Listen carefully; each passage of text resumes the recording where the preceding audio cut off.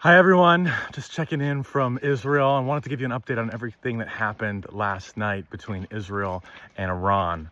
Right before 3 in the morning, sirens sounded all across the country, and this time it wasn't because there was an incoming attack. It was the fact that we were launching a surprise attack on Iran. And this happened over the several hours early morning in Iran. Israel, after months and months of escalation, and after becoming aware that Iran was just literally days and weeks away from being able to form nuclear weapons, finally we had no choice but to attack. And we attacked several different ways. One, we attacked direct nuclear facilities, research bases, also attacked many of the top leading echelon of the Iranian Revolutionary Guard, security forces, and also top nuclear scientists. It was a complete surprise attack, really coordinated between Israel and the US. There was a lot of misinformation about Netanyahu going on vacation, his son's wedding on Monday, that no attack would come until Sunday. So everyone was really asleep in their beds, and Israel, through our Air Force and also through our Mossad, launched this surprise attack. The operation's known as the people rising up like lions, coming out of the Old Testament scriptures.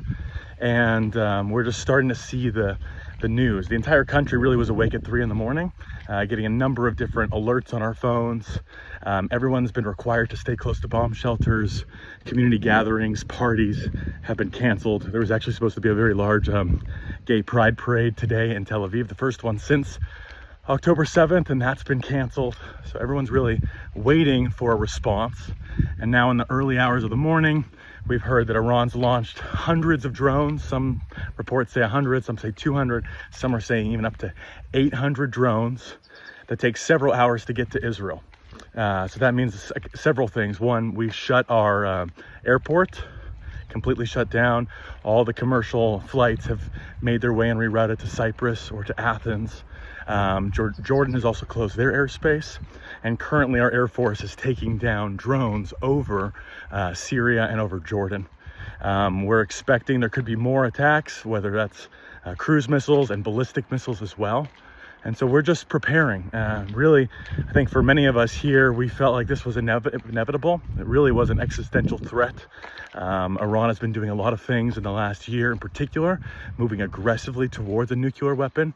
And after really these peace talks between the US and Iran have fallen apart, we feel like we've had no other choice. And so, interestingly enough, on April 12th, Trump gave Iran 60 days to come up with a diplomatic solution. And in the early hours of June 13th, so 61 days after that, that's when we chose to attack. It's been very successful so far. I want to ask that you continue to pray for us. As you can see behind me, it's quite a calm day in Israel right now. You can look at the skies, it feels quite calm. But in the middle of the night, we heard constantly fighter planes and jets in the air. And we don't know what the next week or two are going to look like. Right now, travel is being canceled. There's no real way out of the country at this point. And we're just praying that God would allow us to defeat our enemies, that we would preserve life, that you would help our Air Force as well, and all of our military across the country. Now that's on high alert, probably for the next week or so as we do this operation, that we would really be able to dismantle this terror infrastructure and prevent a greater threat. So thank you for your prayers. Hope this gives you a little bit of update. We'll keep you posted as things continue to progress over the weekend. But please be praying for Israel all across this weekend.